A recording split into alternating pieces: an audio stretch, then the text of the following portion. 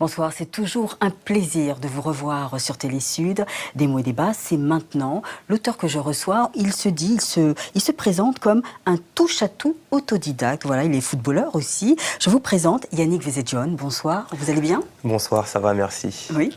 Alors, Yannick Vezedjian, vous avez écrit La France multicolore mécanique aux éditions Milibé. Ce que je vous propose, c'est de commencer tout de suite le face-à-face.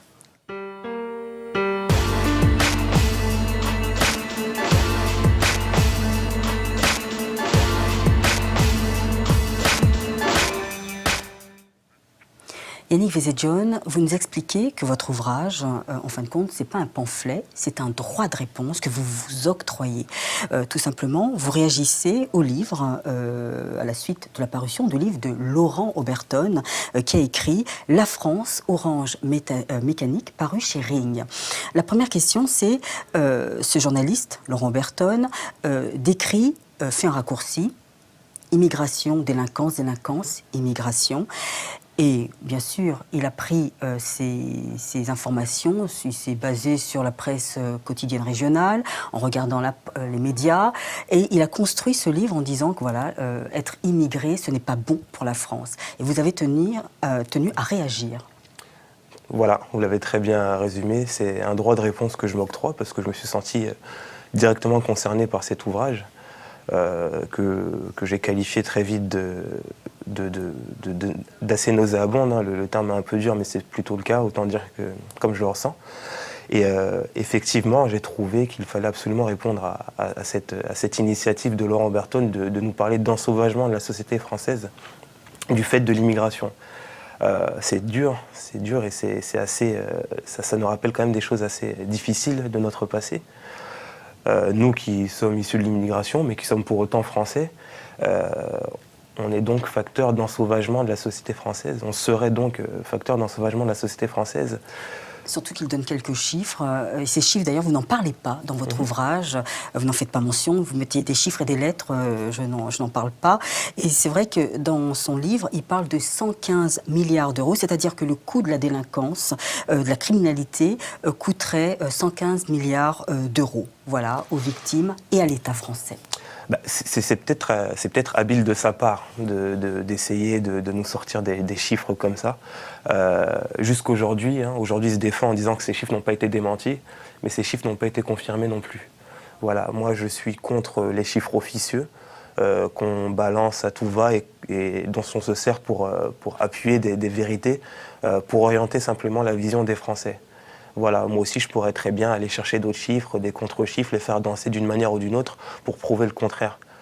Aujourd'hui, les chiffres vont plutôt dans le sens que l'immigration rapporte plus à la France qu'elle n'en coûte. Alors, pourquoi réagir à ce livre? Il y a eu d'autres livres précédemment. Je vais citer Le sans-papierisme de Luc Gaffier, qui est sorti en mars 2012. Il y a aussi Fracture française de Christophe Guilly, en octobre 2010, paru chez Bourrin éditeur. Note que l'intégration à la française ne fonctionne pas et que l'immigration va balkaniser la France, c'est-à-dire va la diviser. Et là, vous ne faites pas non plus de droit de réponse.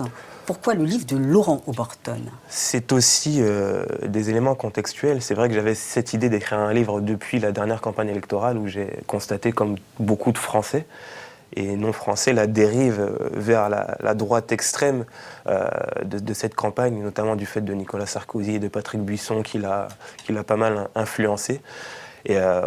Et voilà, c'est tout ce contexte-là qui a fait que j'avais encore cette envie d'écrire, envie de partager ce que je pensais, parce que c'est aussi mon quotidien à moi, hein. Les personnes issues de l'immigration, je les côtoie tous les jours, dans mon travail, des jeunes, des moins jeunes.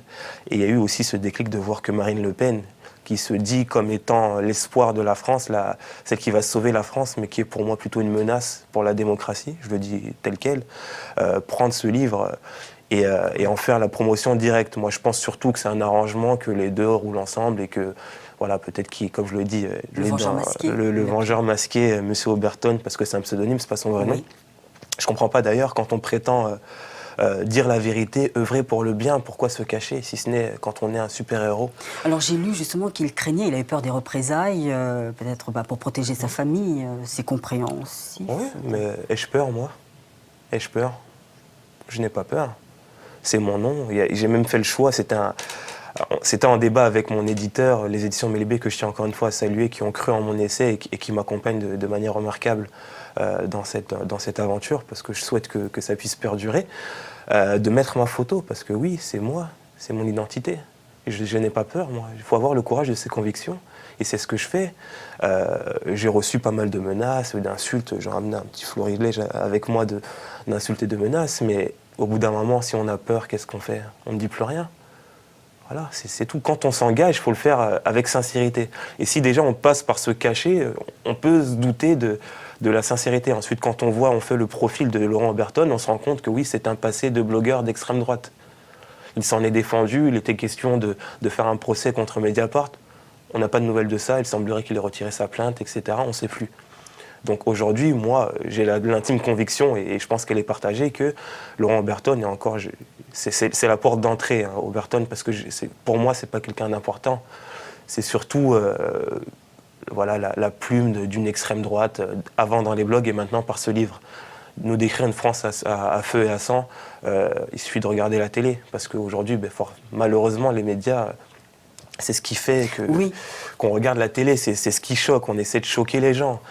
Et voilà. Mais ça rapporte aussi une certaine vérité. Les médias, les journalistes font leur travail. Alors, quand il y a, je ne sais pas, par exemple, dans certains quartiers où il fait très chaud, on va pas, on montre une certaine catégorie de communauté. Exactement. Et je suis, alors c'est vraiment, j'y tiens vraiment, je ne suis pas dans la négation de toute cette violence qui existe en France, de tous ces délits, de tous ces crimes.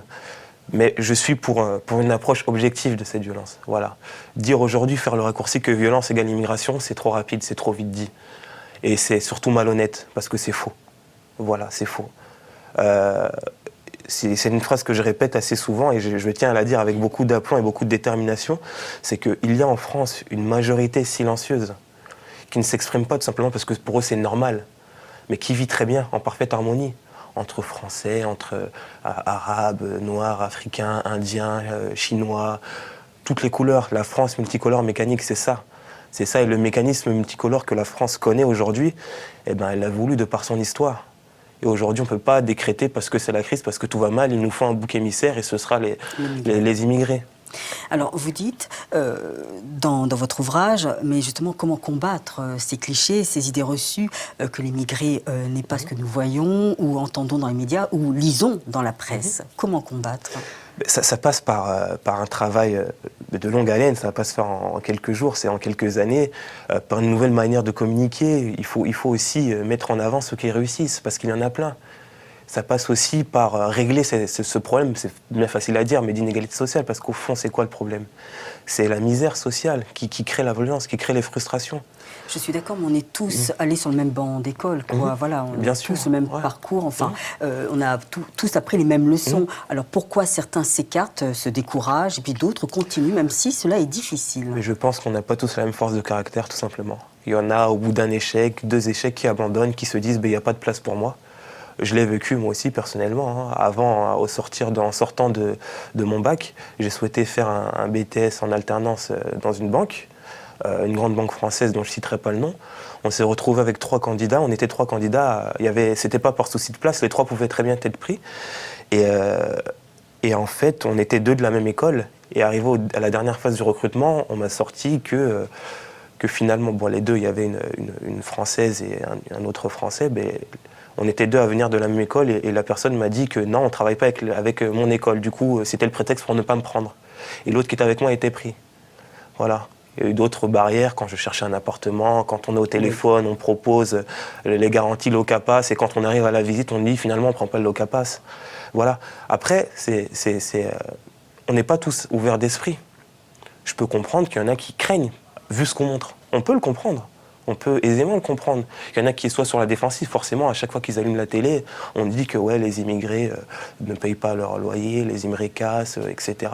On peut comprendre la crainte. Profitent des avantages sociaux. Ouais, exactement, profitent. Moi, là-dessus, j'aimerais interpeller certains politiques, dont Laurent Wauquiez, je ne veux pas trop citer ce que je dis dans le livre, mais qui parlait de cancer de la société, l'assistanat, et forcément l'assistanat dans la bouche de Laurent Wauquiez, par la bouche de Nicolas Sarkozy, ça rejoint toujours les personnes d'origine étrangère.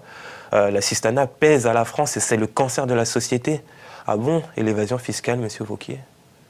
On l'a vu, on l'a très bien vu. Il faut qu'on ressorte les chiffres. Il y a d'ailleurs des commissions parlementaires qui travaillent là-dessus aujourd'hui.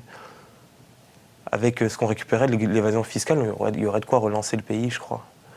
Alors en France aussi, on y découvre autre chose. Après la xénophobie, l'homophobie, voilà, c'est l'islamophobie, voilà, qui est pointée du doigt. Alors c'est quelque chose qui s'immisce dans le cœur des Français. Alors que faut-il faire maintenant pour essayer de rassembler, voilà, de réunir le peuple français? Alors moi, en toute modestie, je ne suis pas un décideur. Moi, je suis là à ma place de citoyen. J'ai ma conscience citoyenne et mon avis surtout que j'assume très clairement. L'islamisation, aujourd'hui, on entend des discours comme quoi l'islam est un danger pour la démocratie. On confond. Avant, on savait faire le distinguo entre entre musulmans et islamistes. Aujourd'hui, le raccourci, il est vite fait. Il n'y a pas longtemps, il y a une femme d'ailleurs que je tiens vraiment à soutenir dans son combat par la suite et qui vient de perdre son enfant. C'est une épreuve très très douloureuse, ça m'a beaucoup touché et beaucoup ému, qui s'est fait tabasser parce qu'elle portait le voile. Porter le voile, en gros, ça t'assimile à islamiste. Mais l'islam est une religion de paix. C'est une religion de paix, comme toutes les religions, qui connaît... C'est des textes, forcément, les textes prêtent à interprétation. Forcément. Selon le lecteur, on l'interprète. Mais tous ceux qui pratiquent un islam pur, simple et modéré, savent très bien que ce n'est pas une religion de guerre. Aujourd'hui, c'est l'islam. Les autres religions ont du sang sur les mains. Oui. Voilà, quand il y a des dérives, quand il y a des passions, quand il y a de la passion, parce que la religion c'est ça, les gens la vivent avec une certaine passion. Et la passion peut mener à des dérives, mais c'est pas pour autant qu'on doit stigmatiser tous les musulmans. Avec ce qui s'est passé dernièrement, j'avais l'impression qu'il fallait ficher le jeune qui a attaqué un militaire à la Défense. Oui. Dès qu'on s'est rendu compte qu'il était musulman, on se posait la question pourquoi il n'était pas fiché à la DCRI. Pourquoi? Parce qu'il avait prié dans la rue. Donc quand on prie, on doit être fiché comme étant potentiel terroriste. Mais ça devient grave. Dans quelle société on va vivre si c'est ça? Page 39, vous dites « J'en veux personnellement à certains dirigeants français qui ont failli à leur devoir d'exemplarité et qui ont, par leur discours et leur comportement, libéré la parole xénophobe. » Alors quels sont ces présidents? Ces présidents, ces responsables politiques, on peut les citer, hein, Monsieur Hortefeux. Alors je tiens à dire, M. Hortefeux, les Auvergnats, la blague des Auvergnats, on l'a très bien compris. Ouais. Nicolas Sarkozy, dans sa campagne, en parlant de nettoyer les cités au Karcher, etc. Et j'en passe, et j'en passe. Oui, il y avait aussi Chirac, le bruit et les odeurs. Chirac qui a su, heureusement, moi je ne l'ai pas oublié personnellement, mais dans son parcours politique, il y en a qui ont su lui trouver des circonstances atténuantes. Mais ça, on ne doit pas laisser passer ça. Les bruits et les odeurs, on ne doit pas laisser passer ça. C'est une remarque tout simplement raciste. Voilà. Comme vous dites, comment casser justement ces clichés, ces codes, ces clichés, mais si déjà ces gens-là... Est-ce que c'est la jeunesse qui doit essayer de changer un peu leur comportement? Il y a des efforts à faire dans tous les sens. On parle de vivre ensemble. Vivre ensemble, c'est une relation de couple, c'est une relation limite filiale entre la France et ses anciennes colonies, entre la France et le monde. La France ne vit pas en vase clos. Et cette relation-là, pour qu'elle soit viable, il faut que chacun fasse les efforts l'un vers l'autre. C'est ça, le vivre ensemble. On n'a pas dit qu'il fallait que la France doit tout donner à ceux qui viennent d'ailleurs. Ceux qui viennent d'ailleurs, accueillir, si. Je suis désolé. Moi, je suis gabonais. Les Français sont bien accueillis au Gabon, jusqu'à preuve du contraire. Et c'est ça, c'est se vivre ensemble. Chacun doit faire les efforts l'un vers l'autre. Un effort d'intégration, un effort pour intégrer. Voilà. Et l'intégration, c'est pas forcément l'assimilation. Pas parce qu'on arrive dans un pays qu'on doit se transformer. Pas parce que moi je suis d'origine gabonaise. C'est parce que j'arrive en France que je dois me transformer en français, que je dois renier ma culture d'origine. Non, je me sens pleinement français, je me sens pleinement gabonais. Je veux pas choisir entre mes deux bras. C'est ça, c'est ce qui fait la force d'un pays. On se nourrit des autres. Et c'est ce qui a fait la force, la grandeur de ce pays. Parce que si on veut aller plus loin, on est tous les héritiers de la résistance. Et la résistance en France, quand le pays était sous le joug de l'oppresseur, pendant l'occupation allemande, qui a concouru à la liberté? Grâce à qui on vit aujourd'hui dans une France libre? C'est avec l'apport des soldats africains et d'autres. Et puis les Américains. Et les Américains, mais toutes les joies et les peines françaises qui ont construit l'histoire de France, qu'on construit encore aujourd'hui, ont été vécues avec les personnes d'origine étrangère. Voilà, la France s'est construite comme ça. Et c'est un mécanisme, quand je reviens sur ce mot-là, c'est un mécanisme qui s'alimente depuis certaines années. Et aujourd'hui, c'est pas parce que c'est la crise qu'il faut aujourd'hui se trouver un ennemi. C'est pas ça. On est tous des enfants de la République. On doit tous pouvoir aspirer à une réussite sociale. On doit tous pouvoir se regarder dans la même direction, tout simplement. Quand on vous entend, même votre ouvrage, j'ai l'impression que c'est vraiment un hymne à rassembler justement une France, voilà, black, blanc, beurre. Mais moi, je dois savoir, alors que pensez-vous justement de ces sportifs qui refusent de chanter la Marseillaise ? C'est un phénomène de société, tout simplement. Le sport est un reflet de la société. On est dans une phase où il y a beaucoup de rejet, malheureusement, hein, c'est à déplorer, de rejet de l'entité nationale.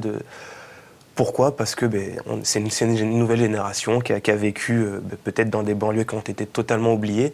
Et aujourd'hui, ils se sentent, en plus la plupart vivent à l'étranger, ils jouent dans des pays étrangers. Donc ça ne veut pas dire qu'ils ne se sentent pas français. En 98, les Didier Deschamps, c'est peut-être pas le bon exemple, mais il y en a plein qui chantaient pas la Marseillaise. Quand il y avait des résultats, on s'en plaignait pas. Donc moi je pense que oui, qu'il faut pas laisser le patriotisme à l'extrême droite, à la droite nationaliste. Voilà, moi je suis autant patriote qu'un Français dit de souche. Voilà, j'ai le droit, parce que c'est mon pays. Ma carte d'identité, elle a la même valeur que celle d'un autre. Voilà, et pour ces jeunes ou moins jeunes, ces jeunes sportifs, il faut aussi pas voir en cet acte-là un acte militant de rejet du pays. C'est tout simplement, c'est un droit. Et ils portent le maillot français, ils le portent fièrement. Vous êtes animateur Pas totalement.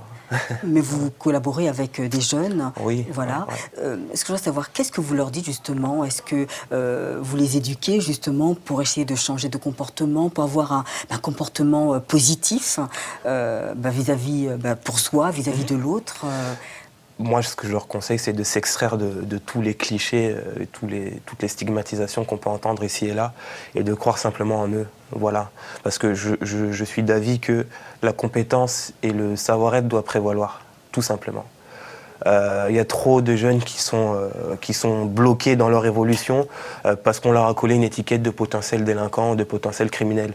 Non, moi, ce que je veux, c'est que chacun puisse croire en lui et que chacun puisse se dire qu'il n'y a personne pour vous dire à vous, jeunes, que vous n'êtes pas capable. Voilà.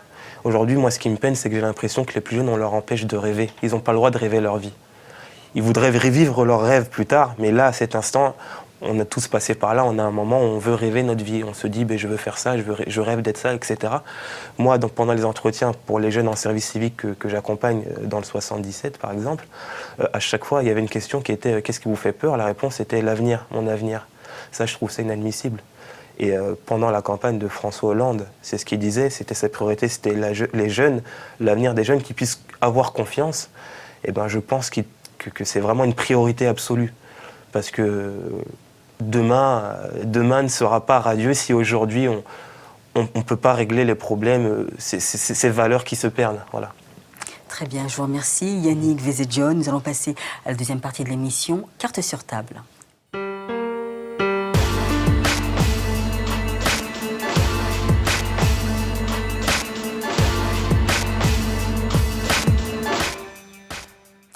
Cartes sur table, vous les avez devant vous. Alors choisissez-en une au hasard. Alors je vais prendre celle-ci. Oui. C'est le roi. Et bien justement, vous allez voir, ça se rapporte à votre livre. Vous parliez de skinhead. Et là, je ne sais pas si vous êtes allé, c'est le week-end dernier, il y avait justement cette manifestation pour rendre hommage à Clément Méric, ce jeune garçon qui a été tué par un skinhead. Et un skinhead qui s'appelle Esteban Morillo, qui est né en Espagne, à Cadix, et qui prône des idées fascistes. Je voudrais savoir, quand vous avez appris la mort de ce jeune garçon, quelle a été votre réaction Premièrement, beaucoup de peine. Beaucoup de peine à 19 ans, c'est vraiment dramatique. Beaucoup de peine. J'ai été bloqué pendant un certain moment sans réaction. Ensuite, j'ai essayé de comprendre pourquoi, du comment on est arrivé là. Et c'est vrai que j'étais déjà sur cette thématique parce que malheureusement, vraiment malheureusement, ce genre d'incident, de drame, je l'avais plus ou moins prévu dans... Bien sûr, on parlait de Skinhead et puis voilà, cette résurgence, comme ça, ils reviennent. Ouais, je l'avais plus ou moins prévu dans le livre et j'ai eu vraiment de peine de me dire que ouais, mais j'avais eu raison. Et j'ai du mal à en parler parce que 19 ans, c'est tout un destin qui est brisé. Parce qu'aujourd'hui, on a des idées, on se dit contre le fascisme. Aujourd'hui, on fait l'amalgame entre les groupuscules d'extrême droite et d'extrême gauche. Toute violence est condamnable, c'est sûr et certain, et je serai le premier à la condamner. Mais je souhaite quand même pas mélanger entre la violence d'extrême droite, qui est une idéologie raciste de se dire qu'il faut aller casser du noir ou de l'arabe, ou de ceux qui sont contre notre action de casser du noir et de l'arabe. Et homosexuels aussi. Et homosexuels aussi, parce que c'est aussi ça qui a fait qu'ils se révèlent. Il faut appeler un chat, c'est que c'est la manif pour tous a donné... l'extrême droite avait le vent en poupe après ces manifestations. C'est compliqué, voilà. C'est vraiment... Si les gens plus ou moins proches de Clément peuvent m'entendre, c'est vraiment un gros message de compassion et les saluer pour leurs idées, voilà. Et surtout dire que la lutte continue, mais la lutte, elle est non violente, voilà. On doit se référer à certains illustres personnages de notre histoire, dont un qui est malheureusement, je crois, dans un état critique, Nelson Mandela, qui a fait de la lutte non violente un leitmotiv, ou Gandhi, ou le Dalai Lama, qui depuis des années, par la non-violence, on gêne plus que par la violence, je crois, et c'est vraiment un message de paix. Et j'aimerais aussi aller au-delà, parce que je suis aussi actif sur les réseaux sociaux, dont Twitter. En ce moment, Yannick Ozeidjon, c'est le mien. Et je souhaitais aussi faire un petit message de fort soutien. C'est encore autre chose, mais c'est aussi grave, ça montre un peu le désastre. C'est un appel au viol carrément qui a été fait envers Rokhaya Diallo, qui est quelqu'un que j'admire, que je respecte, que je ne connais pas personnellement, mais je respecte beaucoup son combat. Et je tiens vraiment à la soutenir, et je lui ai d'ailleurs fait un tweet à ce sujet. D'ailleurs, ça m'a valu beaucoup d'insultes aussi sur Twitter, mais bon, ça, j'y prête pas trop attention.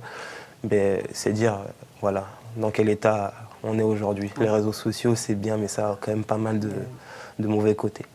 Très bien. Est-ce que je peux faire une dernière carte? Bien sûr. Oui. Alors, allez-y, une dernière carte. Celle-ci. La Dame de cœur. La Dame de cœur. Ah ben justement, c'est étonnant, parce que c'était Rokhaya Diallo. Ah ben. Voilà, donc c'est pour ça que je suis... Ouais, forcément. Et justement, c'est l'islamophobie, elle l'avait dit il y a longtemps de cela dans un quotidien, le Sud-Ouest. Hein. L'islamophobie est un nouveau racisme. Et puis vous me parlez de Rokhaya Diallo. Et vous n'étiez même pas au courant, donc je ne sais pas quoi dire. Ouais. Ben, c'est le hasard qui fait bien les choses. Ouais. Mais c'est vrai que quand j'ai regardé vos tweets, il y avait une sorte d'échange, j'ai pas très bien compris. Ouais, c'était un peu par rapport à ça. Alors, je voulais juste faire une petite parenthèse. Oui. Dame de cœur, ça me fait tout de suite penser aux femmes de ma vie, dont ma maman, voilà, que c'est la Dame de cœur, celle qui a tout sacrifié pour nous éduquer, et moi et tous mes frères et sœurs, et vraiment je souhaite lui dire merci et faire passer un message d'amour à ma mère ainsi qu'à tous mes frères et sœurs et à celles qui partagent ma vie, voilà, toutes les dames de cœur qui m'entourent. Voilà. Merci beaucoup Yannick pour cette deuxième partie. Nous allons passer à la partie coup de cœur.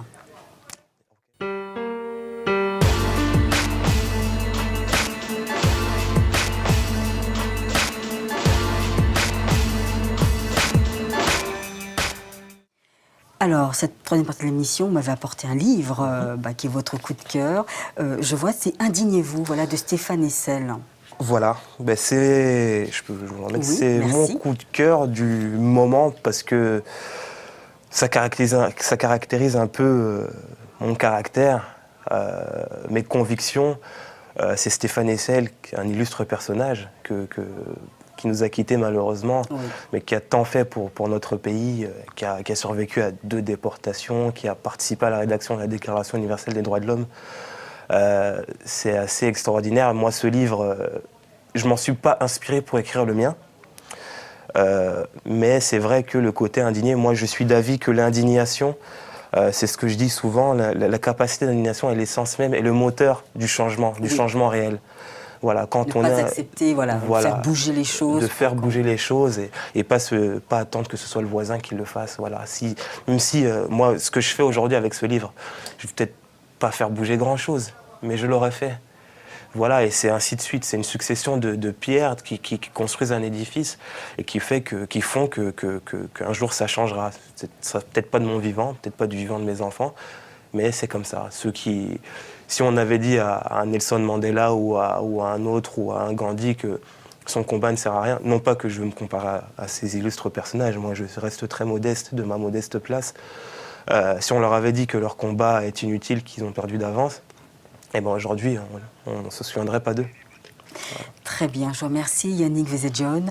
Je vous rappelle le titre de votre ouvrage, La France multicolore mécanique, voilà aux éditions Mélibé. Merci beaucoup d'avoir accepté notre invitation. Merci, c'était vraiment intéressant, merci. Merci de nous avoir suivis, au revoir et à bientôt.